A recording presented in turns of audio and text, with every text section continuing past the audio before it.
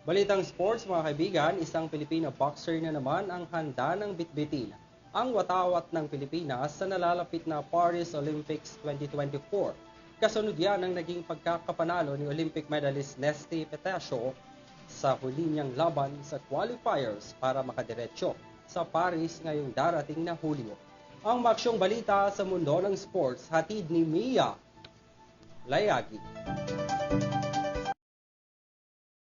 Pangalawang pagkakataon para masungkit ang ginto. Ganito inilarawan ni 2020 Tokyo Olympics silver medalist at Pinoy boxing athlete Nesty Petesio ang kanyang pag-abante bilang opisyal na kalahok sa nalalapit na Paris Olympics 2024.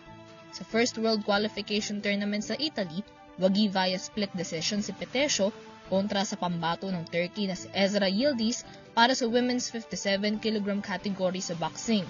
Bukod sa si Petesio ang unang Pinay boxer na nakasungkit ng Olympic medal, itinanghal din siya bilang unang babaeng boxer na dalawang magkasunod na beses dumiretso sa Olympics.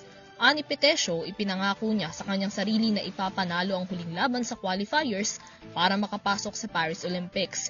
Dagdag niya, determinado siya na masungkit na ang gintong medalya sa darating na kompetisyon sa Paris sa Hulyo dahil baka ito na rin daw ang huli niyang maging sabak sa Olympics.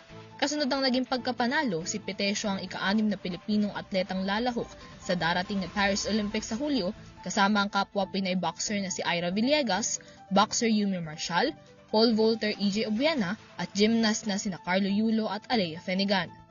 Para sa EuroTV News, Mia Layagin sumasaludo sa bawat Pilipino.